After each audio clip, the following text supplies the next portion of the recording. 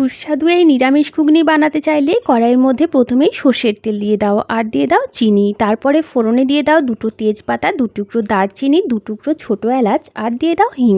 হিং দেওয়ার পরে দিয়ে দাও কেটে রাখা টমেটো আর টমেটোটাকে সামান্য নুন দিয়ে ভেজে নাও। ভাজতে ভাজতে টমেটো যখন নরম হয়ে যাবে তখন দিয়ে দাও টুকরো করে কেটে নেওয়া আলু। এবারে টমেটোর সঙ্গে আলুটাকেও একটু ভেজে নাও। এবারে দিয়ে দাও আগে থেকে ভিজিয়ে রাখা মটর। তারপরে সব কিছু একসঙ্গে ভেজে নাও আর এই সময় একটু গ্রেট করা আদা দিয়ে দাও। এবারে এটাকে ভালো করে কষাতে থাকো আর কষানোর সময় দিয়ে দাও পরিমাণ মতো হলুদ গুঁড়ো, ভাজা ধনে জিরের গুঁড়ো, নুন, চিনি, সামান্য কাশ্মীরি লঙ্কার গুঁড়ো দিয়ে দাও আর দিয়ে দাও লঙ্কার গুঁড়ো। তারপরে ভালো করে কষিয়ে নাও। কষানো হয়ে গেলে দিয়ে দাও পরিমাণ মতো জল। তারপরে একবার নাড়াচাড়া করে নাও আর দিয়ে দাও শাহি গরম মশলার গুঁড়ো। আর এই গরম মশলাটা আমি বাড়িতেই বানিয়েছি, রেসিপি লাগলে বলতে পারো। আলু আর মটরটাকে সিদ্ধ হওয়ার জন্য প্রেসার কুকারের মধ্যে ঢেলে নাও। তারপরে পরিমাণ মতো জল দিয়ে দাও আর কুকারের ঢাকনা বন্ধ করে 6টা সিটি দিয়ে নাও। তারপর প্রেসার কুকারের ভাপ উঠে গেলে ঢাকনা খুলে নাও আর গরম গরম সার্ভ করে দাও দুর্দান্ত স্বাদের নিরামিষ ঘুগনি।